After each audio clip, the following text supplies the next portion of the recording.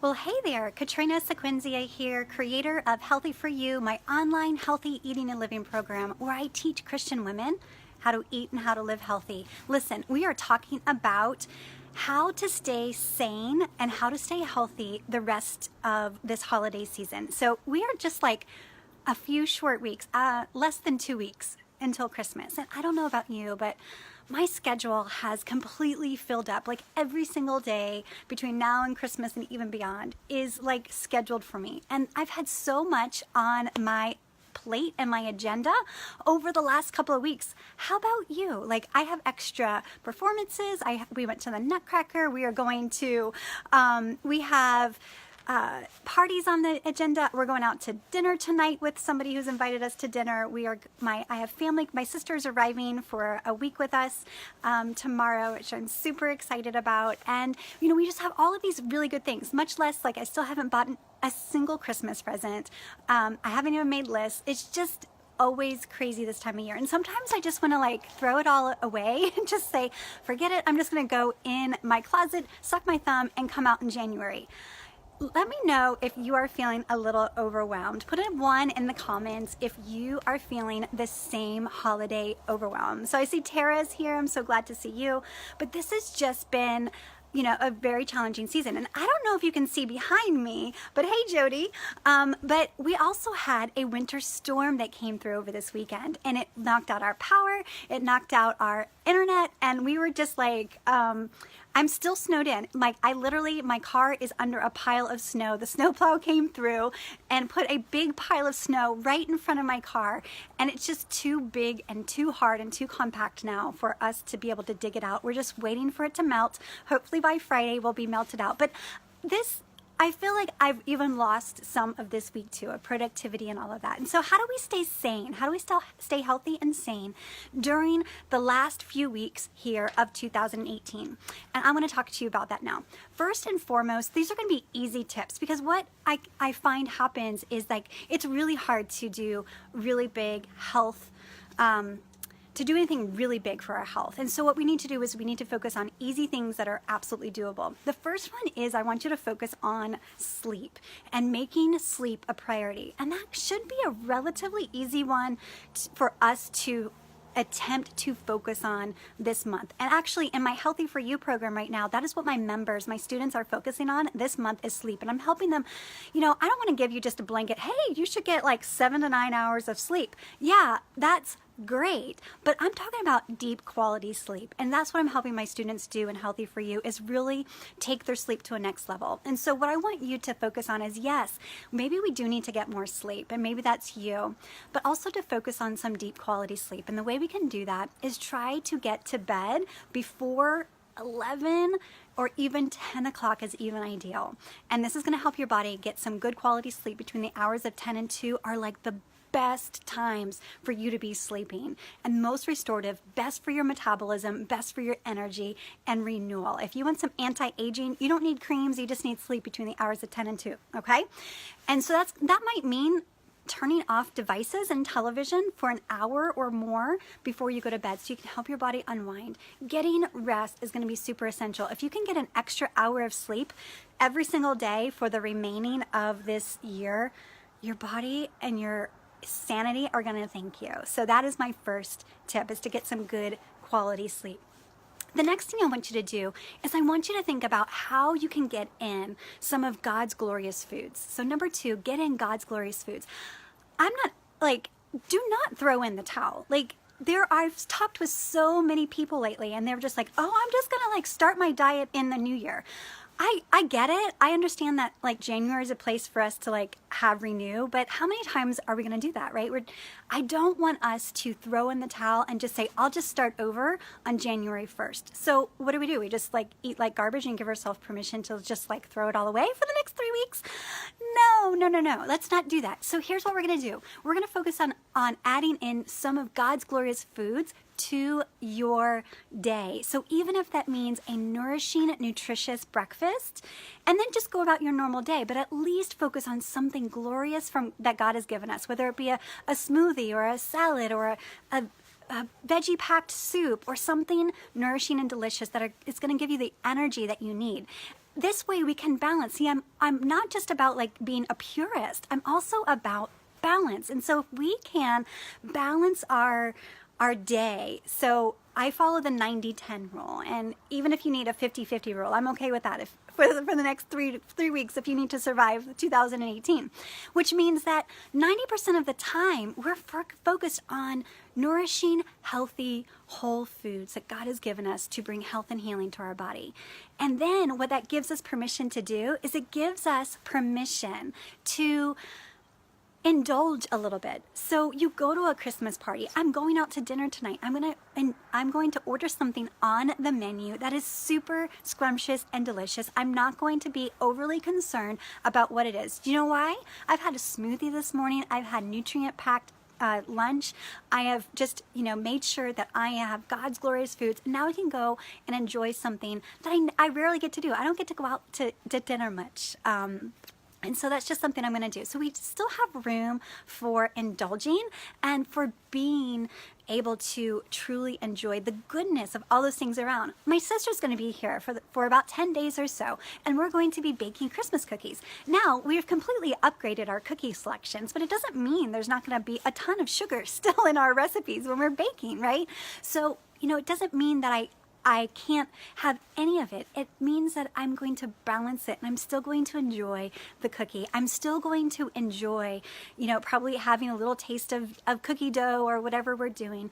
But it's because I have such a balanced approach, I don't feel like I need to consume the whole thing because I'm no longer fighting. I'm no longer resisting. I can just have that healthy balance, knowing that I've nourished myself throughout my day, throughout my week, and I can, as I focus on God's glorious foods, I can still indulge and enjoy along the way. The last thing I want to challenge you with, and this is tip number 3, is that for the next few weeks, and really this is a great practice no matter when, but I find that I can get lost in the like this holiday, right? I can just get lost with so many things to do, with the focus being on Christmas, and I have children, and meeting everybody's expectations and everybody's demands. What I find happens is I get lost, and things that I enjoy don't necessarily end up on the top of the list. I have everybody else's expectations, all of their events. My daughter has a special performance this weekend that she's dancing in. I mean, all of these things just bubble up onto my schedule, and it leaves anything that I would want to do on the bottom. And it's not, it's just the season of my life, and that's okay. But yet at the same time, if I don't allow some self-care and to put me on the priority list and things that I desire to do, then what's going to happen is I'm going to really end up stressed, overwhelmed, and unfulfilled. And that's not where we want to be. And so I want to recommend that you try to carve out at least for the next, couple of weeks before Christmas, 1 hour every single day that is just for you. We are so focused on everybody else that we can forget about us. If you can even if an hour seems like a lot, what about 15 minutes? What about 20 minutes? Where you just it's just you. You don't have the distractions of others, the demands of others. And trust me, this is not easy for me. I am a homeschool mama. I am with my children from the time they wake up until the time they go to bed. And they are with me in my presence at all times. And so my only hours without anybody is when I get up at 4:30 in the morning, or if I stay up later, which I don't because I value sleep. And so here I am, I'm on my porch while my children are inside my house doing their thing, so I could be out here chatting with you. And so, just know that this is something that is challenging for me. And so what I have to do is I have to be super intentional. And so I have literally set a timer every day. It's probably goes off about 3:30 every single day. My timer just went off as I was talking to you. It just literally said, it just was a timer there. It was for something else, but I have a lot of timers on my phone. And so one of the things I do is I, set the timer, and I just am like, I'm going to do something for me. And so what are some things that we can do? Because sometimes I feel like as a woman who cares for so many other things, so we wear so many different hats, what is it that you do? Have you lost touch with what you enjoy? Have you lost touch with something that's fun and enjoyable and fills you, and fills a creative part of you, fills a part of you where, you just, for me, nature, being in nature, like outside here, is one of those things that I truly enjoy. And what about some creative outlets? Like, have you lost hobbies? Have you laid down hobbies? Do they need to be rekindled? Is that something that you can do? For instance, I've always loved photography, and I've always loved nature photography. I love, love, love it. And I don't do it. Like I used to do it all the time. And now I don't do it at all. So perhaps I need to go out, especially in this beautiful snow. Oh my goodness. I need to be out in nature, like connecting with it, connecting with God's creation, and taking pictures of it. That's just something that fills me. What fills you? Maybe just sitting down and reading a really good book.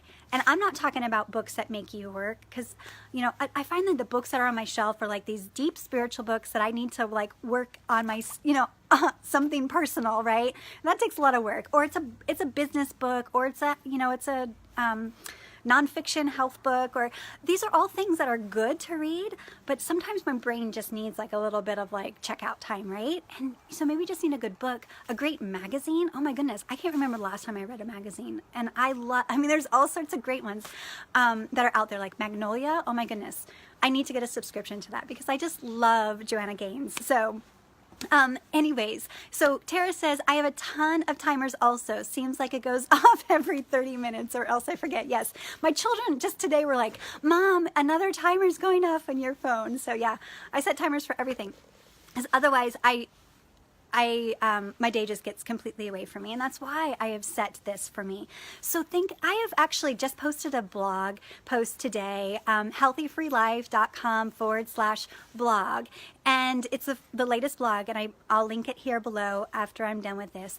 But I listed several things that both you and I can intentionally try to add in to our day over the coming weeks, honestly, for the rest of our life, but how we can engage in some soul-filling, joy-filled experiences just for us, so we can have our tanks filled, so that we can go out and we can do and we can be all that God created us to be, right? We're supposed to definitely have God pour into us.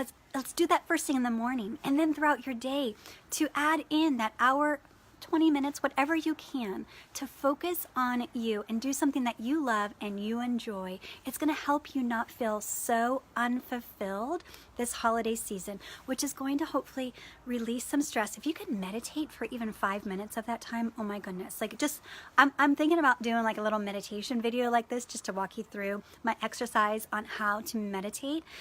But just to like bring your sympathetic nervous system down, where it just like releases the stress.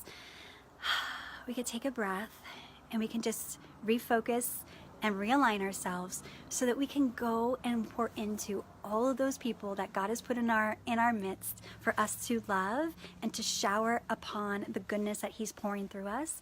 But if we're all stopped up, we're not going to be able to do that. So those are my 3 tips. So sleep, focus on sleep. Make sure that you're getting good quality sleep. Add an extra hour if you can. Get to bed before 10 is even a bonus, okay? Next is the second tip that I gave you was I want you to focus on God's glorious food and adding in the goodness and balancing that with some of the things that are all around us. We're all surrounded with it. And the last thing that I talked about is adding in an hour of you time. And if that's too much, let's focus on 20 minutes. Set a timer, okay? Just set a timer. If you want even more tips than this, I actually have a guide. It's my holiday survival guide. It gives you recipes as well as ways to navigate a holiday party and how to stay sane and healthy through January. And I'm going to be here every step of the way, both here and then. I can't wait to support you. But just know that one of the best things we can do is care for ourselves during this time to help us stay sane. All right, let me know what you think of this video. I can't wait to hear how you're going to be surviving this holiday. Until next time, bye for now.